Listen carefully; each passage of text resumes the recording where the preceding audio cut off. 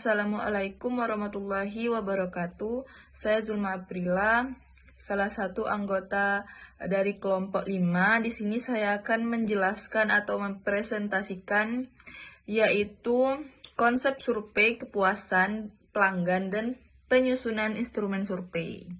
Nah, langsung saja, survei kepuasan pelanggan merupakan metode sistematis untuk mengukur tingkat kepuasan konsumen terhadap produk atau layanan yang diberikan oleh suatu organisasi. Nah, tujuan utama survei ini adalah untuk mengetahui sejauh mana harapan pelanggan terpenuhi, serta mengidentifikasi area yang perlu diperbaiki. Nah, konsep dasar survei kepuasan pelanggan berangkat dari perbandingan antara harapan atau expectation dan persepsi atau perception pelanggan. Jika kinerja layanan terpenuhi harapan, pelanggan akan merasa puas. Sebaliknya, jika di bawah harapan, maka muncul ketidakpuasan. Terus dalam menyusun instrumen survei terdapat beberapa langkah penting, yaitu menentukan tujuan survei, misalnya untuk evaluasi layanan atau peningkatan kualitas, menentukan variabel atau indikator seperti kualitas layanan, kecepatan, kenyamanan, dan sikap petugas. Terus menyusun pertanyaan menggunakan bahasa yang jelas dan mudah dipahami. Menentukan skala pengukuran, misalnya menggunakan skala Likert 1-5 gitu. Terus uji validitas dan reliabilitas. Memastikan instrumen benar-benar mengukur kepuasan secara akurat. Yang terakhir, penyebaran dan pengumpulan data dilakukan secara langsung atau melalui media digital. Bella, di sini saya akan melanjutkan penjelasan dari teman saya.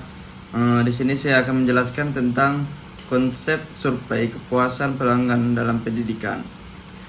Dalam konteks pendidikan, pelanggan dapat diartikan sebagai siswa, mahasiswa, orang tua, maupun masyarakat pengguna layanan dan pendidikan. Survei kepuasan pelanggan pendidikan bertujuan untuk mengevaluasi mutu layanan pendidikan yang diberikan oleh institusi.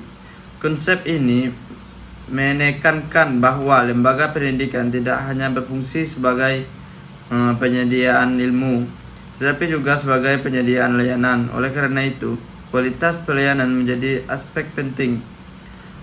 Beberapa dimensi yang umum digunakan dalam survei kepuasan pendidikan. Yang pertama itu kualitas pengajaran, yang kedua fasilitas pendidikan, yang ketiga pelayanan administrasi, yang keempat lingkungan belajar, dan yang terakhir komunikasi antara pihak. Hasil survei ini dapat digunakan sebagai dasar pengambilan keputusan untuk meningkatkan mutu pendidikan secara berkelanjutan. Di sini saya akan menjelaskan 3 instrumen survei kepuasan pengguna pendidikan.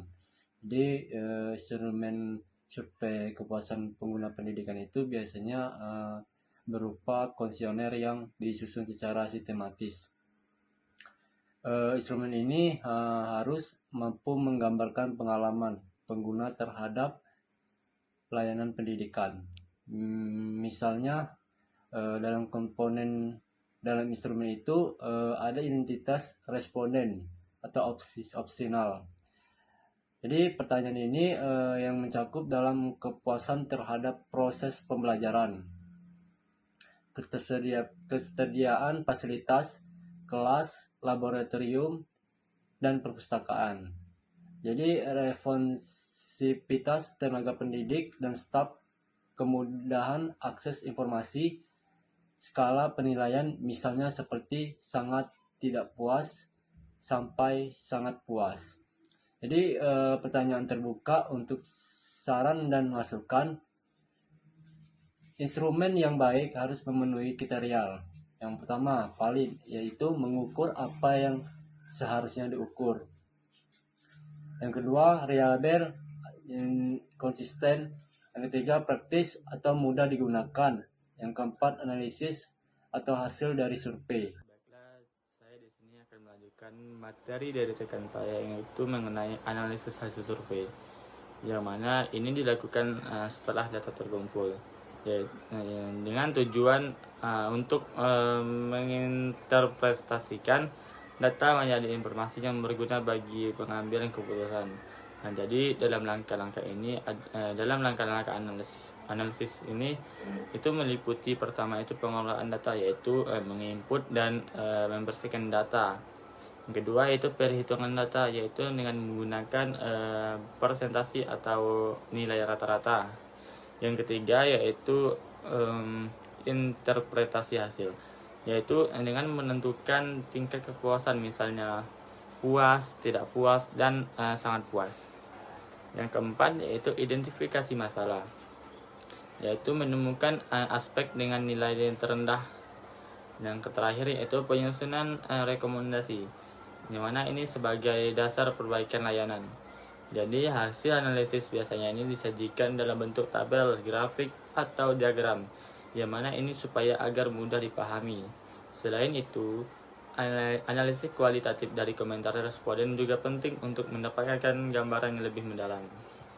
Mungkin itu yang dapat saya sampaikan, dan saya akhiri. Assalamualaikum warahmatullahi wabarakatuh.